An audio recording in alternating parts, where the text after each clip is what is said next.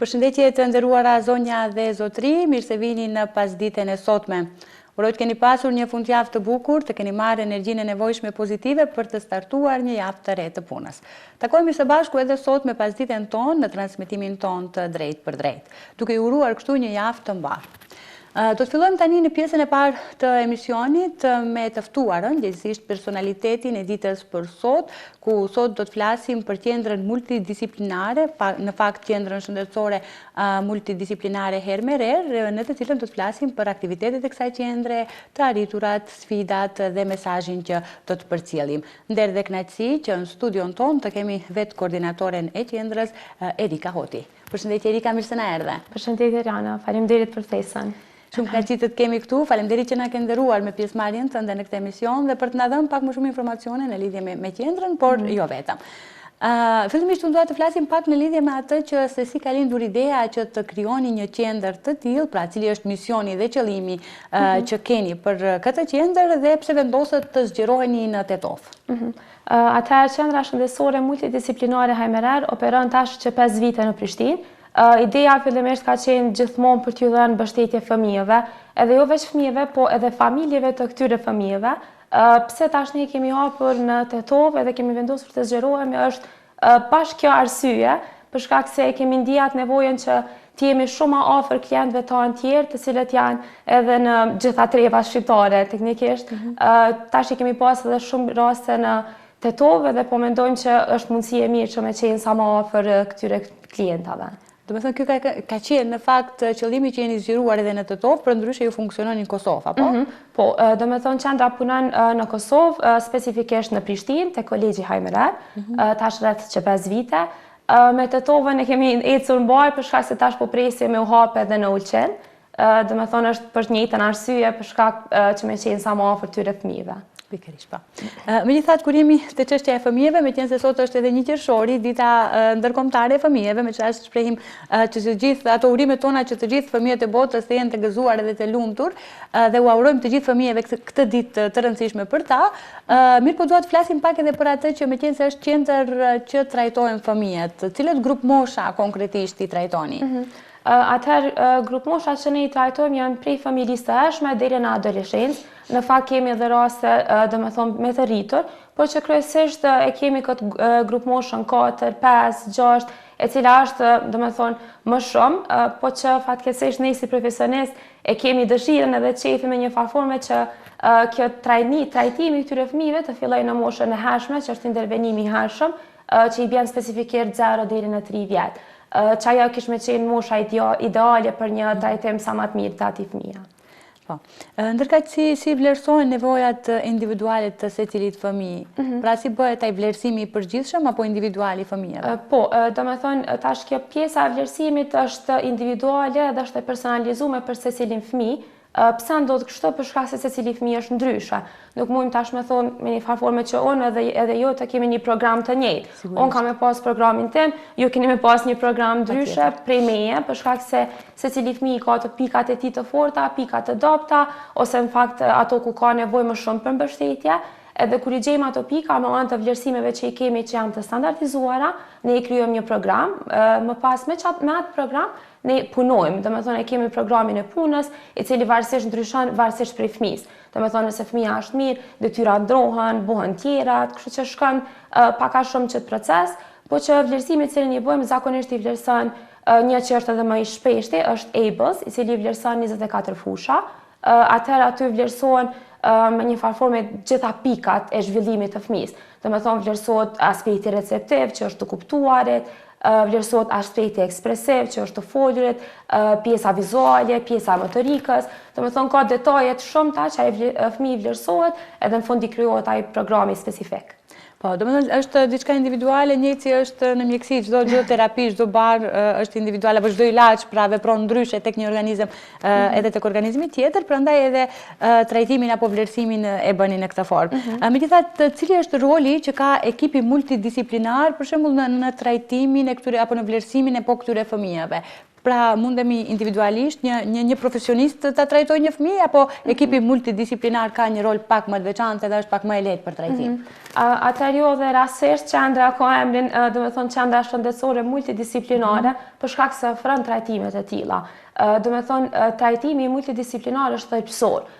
Nëse një fëmijë ka vështirësi, ma e mira për atë fëmijë kish me qenë që me u trajnu prej profesionistëve që janë në një ekip bashkë edhe që janë me një farë forme multidisiplinar. Pse? Për shkak që nëse një fëmijë ka vështirësi veç në të folur, atëherë na mund më ndihmu në atë pjesë. Po nëse një fëmijë ka për shembull në vështirësi në të folur, ai dikon e ka prek edhe pjesa të kuptueshmërisë. Do të thonë, jo një fëmijë që veç nuk flet edhe asgjë tjetër. Do të thonë, do të më shikoj gjitha fushat e zhvillimit, edhe më shikoj se ku po prekën çato fusha, edhe as ai fëmijë i zhvilluar, do të thonë, në moshën kronologjike.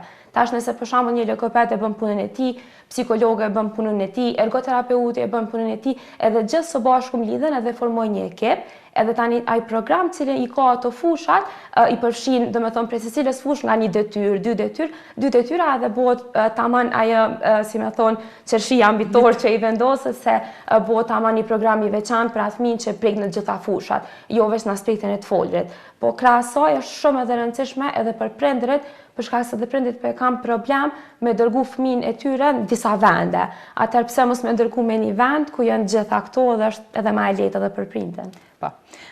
Dua të flasim pak edhe për atë që përmendet dhe ju pra prindërit. Sa është e rëndësishme dhe çfarë roli luan përfshirja e prindërve në procesin e zhvillimit të fëmijëve?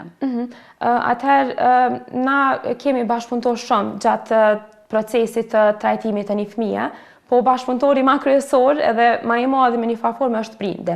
Për me kuptu ma mirë është që zakonisht nëse një fëmijë vjen në qendër 1 orë në ditë, 2 orë në ditë, është shumë mirë për atë fëmijë, po prapë nuk është e mjaftueshme. Një fëmijë që ka vështirësi zhvillimore ose vështirësi në të folur ose diku tjetër, ka nevojë edhe për punë ekstra në shtëpi. Edhe këto e bojnë me ndihmën e prindrit. Çfarë është e veçantë qendra jonë që ofrojmë është që na e bojmë edhe trajnimin e prindërve. Do të thonë, ai trajnojmë prindërit se çysh me punu me fëmijën e tyre, çysh me ju qas ndoshta sjellje që mundet mi pas fëmijët gjatë këtij procese, se zakonisht e dimë që fëmijët që kanë vështirësi të folur munden edhe me pas pak edhe vështirësi tjera, për shembull, mund të mu bë nervoz, edhe zakonisht na i trajnojmë edhe prindrit se qysh me punu bashkë në këto raste. Për shembull, kanë njerë prindrit e kanë problem do të thonë bazu në përvojë, është e vinë e thonë, po shkoj në market, po nuk po mundet me dalë pa e marrë 20 çokolada, qysh me shti me marrë një. Zakonisht është edhe që kjo pjesë që na punoj me prindrit edhe i thojmë prindërve që okej, kësa herë funksionon kështu, herën tjetër funksionon kështu. Do të thonë, për çdo gjë që fëmia ka vështirësi ose problem, në jetën e përditshme, jo vetëm në qendrën tonë, po edhe në jetën e përditshme, shkon te një musafir, shkon me një market, me një restorant, do të thonë, e kemi një zgjidhje dhe një formë se çush me punun çato. Edhe po mendoj që më shumë se prindi nuk mundet askush më na ndihmu.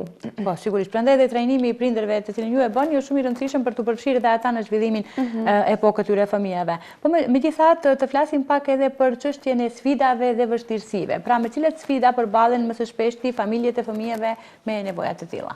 Një prej sfida më e madhe është keq që po e përmendi, po është mos informimi.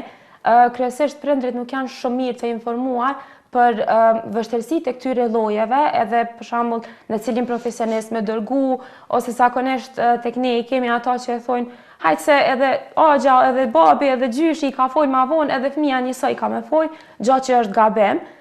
Tash teknikisht nëse një prind e bën këtë gjë, nuk është që e bën për të keqen e fëmisë, se normal që aja dën të mirën, po e bën për shkak të mos informimit. Do të thonë, kjo është më kryesora që na e kemi pa gjatë viteve, që prindit po janë shumë pak të informuar. Po zakonisht ndodhet edhe kjo pjesa tani që kanë edhe ndoshta vështirësi emocionale, nuk mundet me pranu shumë mirë, ose edhe nuk mundet me pranu edhe prej komunitetit, zakonisht krejt që to pika janë që krejt ka pak e bojnë qatë sfidën kryesore të prindërve. Do me thonë edhe mi pranu fëmijët në këtë formë. E kjo është më e rëndësishmja, që të bëhet pranimi i saj. Megjithatë, si mbështetet qendra nga prindërit emocionalisht dhe profesionalisht? Dua të ndalem më shumë tek ajo mbështetje emocionale, pra sepse të gjithë prindërit njëjtë, megjithatë familjet apo prindërit të cilët janë të përballur me një sfidë të tillë, me fëmijë të tillë, sigurisht që kërkojnë një trajnim, siç përmendet ju, por dhe të përkrahen dhe të mbështeten emocionalisht mbi gjitha, por dhe profesionalisht që tregohet se për çfarë konkretisht bëhet fjalë dhe ta pranojnë një sfidë të tillë. Si i mbështesni ju këta prindër? Po zakonisht kur na vjen një fëmijë për, domethënë atë vlerësimin fillestar, ne s'pari takojmë me prindin, edhe bisedojmë me prindin, e mbajmë një si intervistë fillestare, e shikojmë se çfarë po i pengon prindit ma shumë, çfarë ka sfida për fëmijën e tij, edhe mundohemi që me kuptu tamam prindin si prind se si po ndihet ai. Domethënë nëse ti nuk ndihesh mirë ose ke këto vështirësitë, ne mundohemi gjatë gjithë kohës që ati prindi më ndihmu në pjesën emocionale, që edhe me kuptu edhe me pranu, domethënë edhe gjendjen, mi tregu që nuk është kur gjë, me trajnimin e duhur, me trajtimin e duhur, me kohën e duhur, ka mu përmisu, do t'jetë ma mirë, domethënë përveç trajnimit të prindërve që e bëjmë, mundohemi gjatë gjithë kohës edhe me bëjt takime të ndryshme me prindër. Për shembull, gjatë që e bëjmë na është që të paktën një herë në vit e kemi një takim me gjithë prindërit, edhe bisedojmë. Domethënë është shumë mirë kur prindit takohen njëri me tjetrin, se me një farë forme e gjejnë shokun ose shoqe me thonë, edhe secili i tregon ato vështirësitë e veta, edhe tani mund edhe ata mi ndihmu njëri tjetrit. Po përveç kësaj mundemi me bëu edhe për shembull takime me prindër paktën një herë brenda javës. Veç e pyesim si po ndihesh, a jeni mirë, a keni nevojë më ndihmu diçka. Gjatë tjetër që ju ndihmon shumë gjatë procesit të trajtimit të fëmijëve është edhe vizitat në shtëpi. Domethënë kjo është edhe një prej gjanave që mua më pëlqen më shumti, për shkak se ti shkon në shtëpi të atij fëmijës edhe e shet tamam se çysh është ai fëmijë, çysh është në raport me prindrit, çysh është në raport me motrën, vllain, edhe me një farë forme prindi e merr atë afrimitetin me ty dhe thotë që okay, Erika po vjen te shtëpia dhe po më ndihmon mua te shtëpia jam, edhe unë më me u mbështet Erika. Domethënë Erika mundet më ndihmu mua edhe besoj që gradualisht prindi ka me u ndjej edhe më mirë momenti kur shkon, i rrin afër, edhe jo për shembull më ndihmu vetëm në aspektin e programit ose vetëm në aspektin brenda qendrës, po edhe jashtë saj. Nëse kam për shembull ndonjë vështirësi në park kur të dërgojmë fëmijën, na shkojmë në park me prindin. I themi, okay, ku e ke vështirësinë? Okay, pe provojmë kështu, Edhe kjo ju ndihmon shumë prindërve dhe e kom pa edhe vetë që njihen me një farë forme shumë më mirë kur e dinë që mundin me telefonu dikan kur kanë vështirësi të këtij lloji. Domethënë kjo është një gjë që e ofrojmë vazhdimisht edhe nuk besoj që na ka dalë ndonjëherë me një farë forme e keqe. Domethënë çdo herë u kom për të mirë. Edhe prindi u ndjeh shumë më mirë në atë formë. Sigurisht një mbështetje dhe përkrahje e tillë emocionale dhe për ata është shumë e rëndësishme. Megjithatë, cilat janë sukseset që ju keni lënë më shumë mbresa gjatë punës tuaj? Pra, ne folëm për sfidat me cilët përballeni, vështirësitë me cilët përballeni, por megjithatë keni pasur sigurisht edhe të arritura rrëfime suksesesh që i keni arritur dhe që keni lënë gjurmë gjatë punës në qendrën tuaj. Po, shumë, teknikisht shumë, edhe kjo është edhe një prej gjanave që na mban gjallë, me thonë, gjatë punës.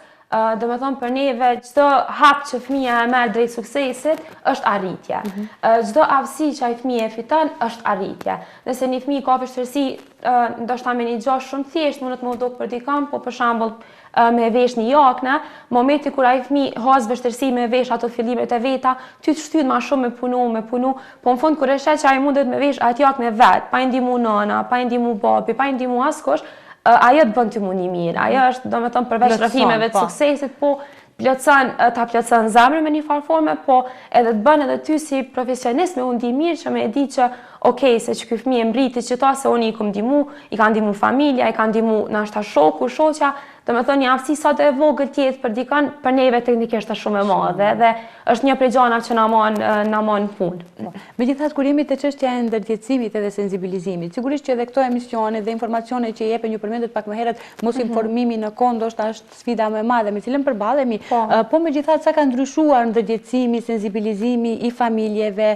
apo i shoqërisë ndaj fëmijëve me nevoja ndryshe kohëve të fundit. Tash kohëve të fundit, domethënë ka filluar me u hap më shumë çka pjesa e ndërgjegjësimit, njerëzit kanë filluar me pas pak më shumë informata sa çush kanë pas më herët, po që jo në nivelin e duhur prap. Domethënë e mira është që tash po përmendet zhvillimi i fëmijës në shumë gjëra. Po përmendet në shkollë, po përmendet nëpër kopshte, po përmendet nëpër emisione të ndryshme, edhe prindi tani po e ka më lehtë me u qas informatav. Domethënë po ju qaset informatav se po e din që okay, zhvillimi ka çdo etapë, pa diçka fëmija jam nuk është të shku në bazë qytynet, më s'ka ndonjë vështirësi. Edhe nga një herë, jo çdo herë, prindi po e ka ato që, okej, po e tërkoj për një vizitë, veç të shoh se a është mirë ose a ka nevojë për diçka. Po që prapë, sidomos kur kur e mendon në pjesën e profesionistëve, nuk është kur mjaftueshëm.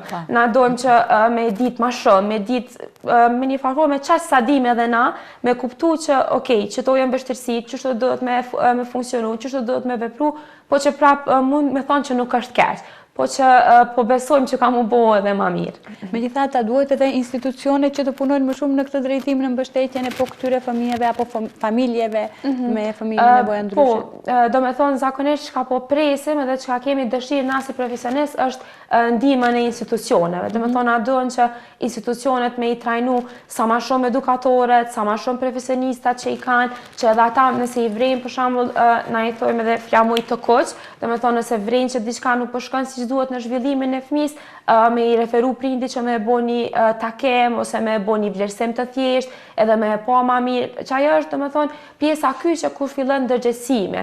Do me thonë, nëse profesionistët e dinë ma mirë se, okej, që kjo, ata dinë edhe mi shiku ma mirë ato gjona, dhe kur i shikojnë, mase i referojnë prindërve, pse s'po e bën një takem, pse s'po e bën një to, edhe prindi e ka shumë ma letë, kur e merr prej edukatorës ose prej mësuesës, edhe e din që, okej, mësuesja po do të më ndihmu, po e dërgoj edhe unë. Do me thonë, është edhe një që na mundohemi zakonisht me e bo, do me thonë qendrën tonë, na edhe shkojmë, siç e përmenda edhe më herët, bojmë vizita në shtëpi, po na bojmë edhe vizita në kopshte, vizita në shkolla, edhe diskutojmë me mësuesit bashkë, me drejtoreshat, edhe është një gjë shumë e mirë që ty të ndihmon me ndërgjegjësu, edhe sidomos persona që punojnë atë fëmijë, i ndihmon me kuptu më mirë fëmin, me kuptu ku i ka fëmia vështirësitë, ku i ka pikat e forta, ku i ka pikat e dobta, çka më ndihmu atij fëmijë, edhe tani kur ti bjen për shembull një rast i tillë më vonë, ai person vetë se e den se e ka pas një herët. Kështu që gradualisht po shkon tu përhap ose tu ndërgjegjësu më shumë,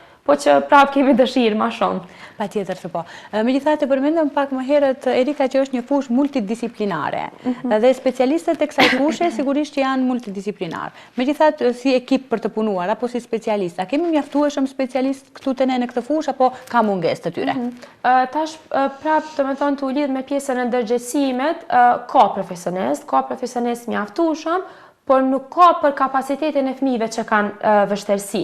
Do me thonë, njëjtën kohë që po rritën profesionist, po rritën edhe rastet me fëmijë që kanë, do me thonë, vështirësi në folje, vështirësi në komunikim, edhe masi nuk po është e mjaftueshme edhe profesionist për ata fëmijë. Kështu që numri është të rrit, po jo qatë sa duhet. Kjo është shumë e rëndësishme, një lloj mesazhi apo apeli për të gjithë ata të cilët kanë dëshirë për të studiuar këtë drejtim, pra le ta studiojnë, le të kemë vullnet për ta studiuar sepse sigurisht që ne si shoqëri kemi nevojë sa më shumë për specialistë këtyre fushave. Por kur jemi këtu tek çështja e asaj që përmendet më herët, mbështetja emocionale që duhet t'u jepet prindërve. Ju meqense jeni koordinator e kësaj qendre, po megjithatë jeni ballafaquar me sfida të tilla në këtë qendër, pra keni punuar me fëmijë të tillë, cili është mesazhi që do t'i jepni të prindërve të cilët sapo kanë marrë një diagnozë për fëmijën e tyre të tillë. Pra çfarë ata prindër duhet bëjnë? Po, atëherë me thonë kështu pak më shkurtimisht që edhe prindi me kuptu që diagnoza nuk do me thonë që është fundi i botës. Nëse ti e ke marrë një diagnozë, nuk do të thotë që ka me përfundu atë. Çdo fëmijë e ka potencialin e tij maksimal. Edhe kur prindit e dërgojnë fëmijën e tyre me një qendër ose kur i ofrojnë shërbime, atëherë ajo qendër ka mundu në maksimum që me mri atë potencialin maksimal të atij fëmije. Edhe nëse e kanë marrë një diagnozë, kjo nuk do të thotë që nuk mundet me ndihmu fëmijës. Domethënë ka forma të ndryshme që mundet me ndihmu. Çka po du me thonë është që mos mi humb shpresat. Nuk bën mi humb shpresat sot që ndoshta nuk e kuptojmë vetë, por pa u kohë nuk puste prindërve, po që teknikisht çaja i mban në kam. Do me thonë sot që profesionisti është i mirë ose mundohet me ndihmu fëmijës, kur prindi nuk është i fortë për fëmijën e tij, atëherë ka me pas vështirësi ose ka me pas ngecje gjatë këtij procesi. Po nëse prindi është i fortë dhe i ballafaqohet krejt këtyre gjana, ai fëmijë padyshim që ka me pas sukses. Megjithatë ju si qendër, çfarë planesh keni për të ardhmen? Atëherë planet e qendrës janë si çdo herë për me u zgjeru më tepër, me u zgjeru më shumë, në mënyrë që mi marë, do me thonë, këto shërbime, mi marë familje të ndryshme, fëmijë të ndryshëm, po po edhe të njëjtën kohë me mrija potencialin që vetë se po e përmendit të secilit fëmijë. Do me thonë, kur ne si profesionist arrim që fëmija jonë që trajtohet me mri potencialin maksimal, atëherë kemi përfunduar atë punën tonë. Do me thonë, është një prej gjona më të mira që mundet me na ndodhë kur një fëmijë mbrim potencialin maksimal, edhe i fiton ato aftësi, përmirësohet gjatë këtij procesi, po në njëjtën kohë ki edhe prindin që ndihmon. Do me thonë, qendra në përgjithësi e ka këtë qëllim. Do me thonë, kjo është misioni kryesor i qendrës, po që teknikisht edhe me u zgjeru, do me thonë, edhe në vende tjera, pse jo. Po, megjithatë Erika, kur flet për këtë temë, flet me shumë emocion dhe vërej që është një punë të cilën ti e bën dhe e don shumë, realisht, dhe kjo sigurisht që ka rezultat suksesin kur e punon punën që e don. Por çfarë më tepër ju motivon juve personalisht që të punoni këtë punë kaq të rëndësishme? E përmenda disa herë, po që tash mirë që edhe bët këtë pyetje, për shkak se kur flas për këtë temë, nganjëherë edhe do me thonë në shoqni, më thonë, a e ti i ki fëmijët e tu. Do me thonë, pjesa motivit që më bën më punë edhe më ndihmon me bo punën tam janë fëmijët. Momentin kur ti e shah një fëmijë që mund me thonë që nuk ka pas për shembull të folur hiç, edhe ka fillu pak ato fjalët e para, ka fillu me qenë verbal, është gjoja më e mirë që mund të më ndodhë. Është diçka që me të vërtetë ndoshta nuk shpjegohet me fjalë, po kur e përjeton është një emocion ndryshe. Do me thonë që ajo të mban gjallë, që ajo të mban me vazhdu punën, ta shton edhe motivin për punë, për shkak se puna jo nuk është e lehtë, është kogja e vështirë. Po që kur i sheti këto hapat e vogël që fëmijët i mrin, fjalët e para, sidomos kur të ndodh, kur është edhe prindi brenda në seancë dhe fëmia i thot një fjalë të parë ose e thot mam ose bab, edhe kur e sheh prindin krejt syt lot tani edhe ti njihesh ashtu, është diçka që për një me nuk ka të pagume. Është ajo gjëja që më tepër juve ju plotson për ta bërë dhe për ta bërë këtë punë më tepër edhe për t'u motivuar që për pasur sa më shumë rezultate, sa më shumë suksese, por ajo që besoj unë është shumë e rëndësishme që prindërit që dyshojnë tek fëmijët e tyre apo që shohin ndonjë shenjë të tilla apo simptom të tillë, sa më herët që të jetë mundur të paraqiten në qendra të tilla sepse paraqitja në kohë është vetë ndoshta edhe shërimi.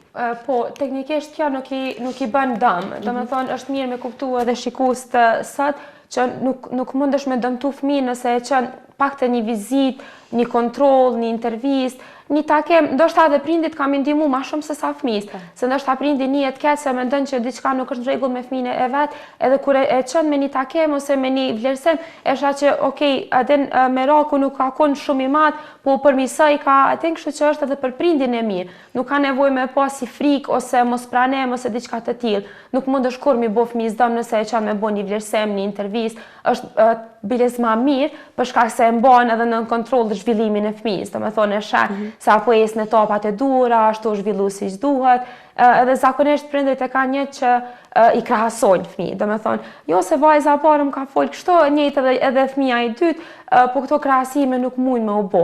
Normal etapat janë, po që secili fëmijë zhvillohet ndryshe, siç e ka edhe në fillim. Unë edhe jo kemi, domethënë tipare të ndryshme, karakteristika të ndryshme. Për mua diçka mund të më qenë shumë e lehtë, po në njëjtën anë për juve mund të më qenë e vështirë, ose në anën tjetër, çka është për mua shumë e vështirë, për juve mund të më qenë e lehtë. Kështu që mos mi krahasu fëmijën edhe me bën një vizitë nëse kanë një dyshim të vogël, pse jo nuk e dëmton kur fëmijën. Sigurisht. Erika, ishte një kënaqësi shumë e madhe që këtë ditë të 1 qershorit, pra ditës së fëmijëve, ta ndajmë bashkë dhe për të folur për sfidat, për vështirësitë, për të arriturat e qendrës tuaj dhe unë ju uroj shumë suksese në punën dhe misionin të cilin ju e keni. Faleminderit. Faleminderit shumë edhe juve, faleminderit edhe një herë për ftesën. Kënaqësi. Të nderuar shikues, ishte kjo pjesa me personalitetin e ditës, ndërkaq që vazhdoni qëndroni dhe më tutje me ne, do të rikthehemi pas pak në pjesën tjetër.